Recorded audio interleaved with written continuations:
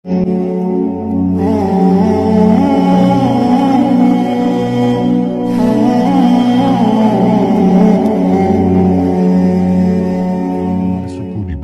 tatanan sejarah begitu banyaknya pergaulan masyarakat Banten dari zaman Porto sejarah hingga tahun Masehi, yang kuat hingga hari ini hanya ada 5 suku yang bertahan di wilayah Provinsi Banten.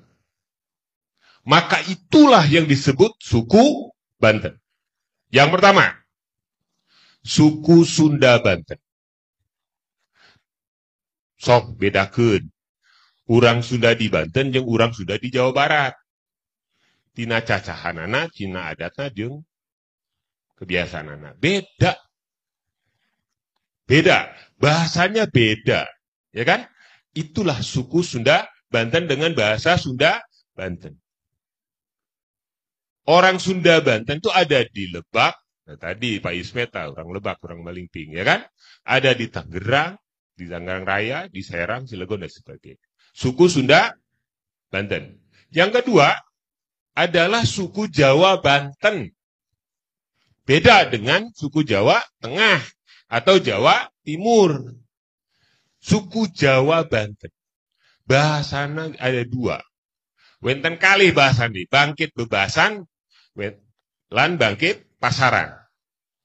Sing sire itu kasar. Ya kan? Tapi ada yang halusnya, itu yang disebut bahasa keraton. Nanti ya Mbah Yadi lagi tuh tugasnya sama Kang Haris tuh. Ya.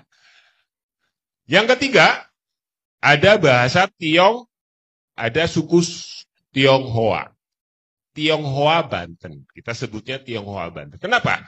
Karena dari bahasa dan adat istiadatnya, nggak ada bahasa Tionghoa Banten yang sekarang berkembang sejak masa Kesultanan itu sama dengan di sana, nggak sama. Malah orang Cina sekarang di sana, di Tionghoa sana, mengatakan bahwa Tionghoa Banten adalah bahasa nenek moyangnya yang paling tua. Bahasa Cina tua. Bahasa Cina kuno ada di Banten. Jadi suku Tionghoa Banten. Yang keempat, suku Betawi Banten. Ini dari pergumulan dengan orang Sumatera. Nanti cerita Abah Yadi nanti akan bisa cerita bagaimana abad 7 Banten dikuasai oleh Sriwijaya. Nah itu, Sriwijaya kuno. Kan belum pernah tahu. Ya kan? Itu lebih luas lagi. Nah itu melahirkan bahasa Melayu dan sebagainya. Nah, itu bahasa Betawi Banten. Jangan aneh. Nah itu adalah orang Banten. Tadi suku Jawa, suku Sunda, suku Tionghoa, ada satu lagi. Suku Betawi satu lagi ada. Apa? Di daerah Anyar sampai hari ini masih ada suku Lampung Cikoneng. Tanya sama mereka, bahasa Lampung mereka itu beda dengan bahasa Lampung yang di Sumatera. Ternyata bahasa Lampung Cikoneng itu adalah bahasa Lampung kuno. Bahasa Lampung tua. Bahasa Sundanya juga kita sama Sunda Buhun, Sunda tua. Ya kan? Jadi, dari pergumulan tadi ada 5 suku, maka itulah yang disebut orang Banten. Adapun nanti gelar Tubagus, Ratu Bagus, Entus, Ento, ya, Mas, kemudian juga RTB, Ratu, dan sebagainya, itu adalah keluarga besar silsilah kebangsaan. Atau bangsawan. Kalau nanti Tubagus dari Sultan, kalau Mas dari Mas Jong Agus. Jo itu Mas, tidak pakai per. Nah ini tuh nanti pembahasannya khusus. Ento tuh nanti siapa? Guru tuh. Hah? Karena tugasnya Abah Yadi sama Pak Aris ini. Dibantu sama Ki Devi. Gitu kan?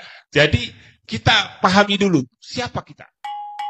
Hubungan Provinsi Banten dengan Provinsi Lampung jika menilik pengalaman masa lampau, ternyata tak sekedar hubungan antar daerah otonom dalam wilayah kesatuan Indonesia.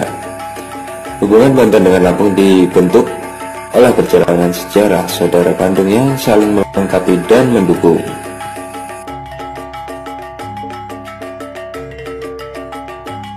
Jika kita berkunjung ke Lampung, ada pengetahuan yang lazim diketahui oleh masyarakat Lampung. Di Lampung, ketika kita menemukan kuburan-kuburan kuno dan keramat, maka pada umumnya orang akan menyebut kuburan itu sebagai Kiai Banten.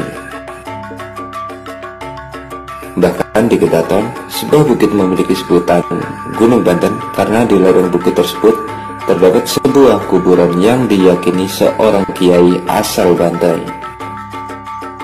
Tempat lainnya adalah Desa Pagerdewa, sebuah desa di pedalaman Lampung, persis di hulu tepi Sungai Tulang Bawang. Di tempat ini juga terdapat makam kuno Kiai Banten yang dikeramatkan. Bahkan konon kabarnya, kampung ini pernah dikatakan sebagai pusat kerajaan Tulang Bawang yang telah menganut ajaran Islam.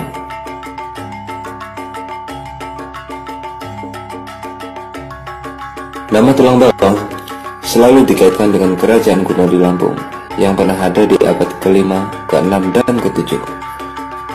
Namun demikian, pusat kerajaan tersebut hingga saat ini masih belum ditemukan. Fakta lainnya dapat kita temui di Bandar Lampung, persisnya di Kampung Kaliawi, Durian Payung, Gedung Pakuan, Kuripan, dan Tanjung Gading. Tempat-tempat tersebut adalah tempat bermukimnya penduduk yang berasal dari Banten. Hal tersebut mungkin cukup beralasan, mengingat jarak antara Banten dan Lampung sangat dekat.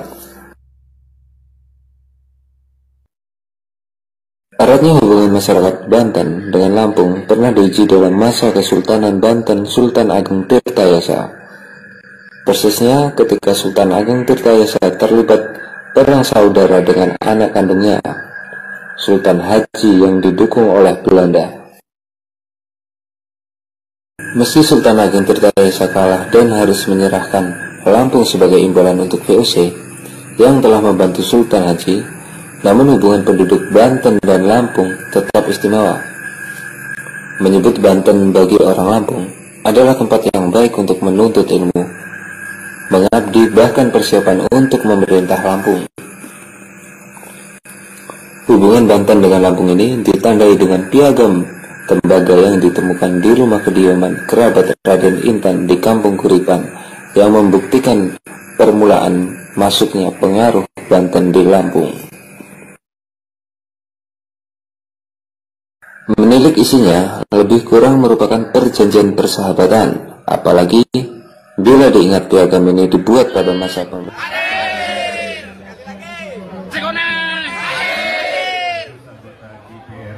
Cekoneng!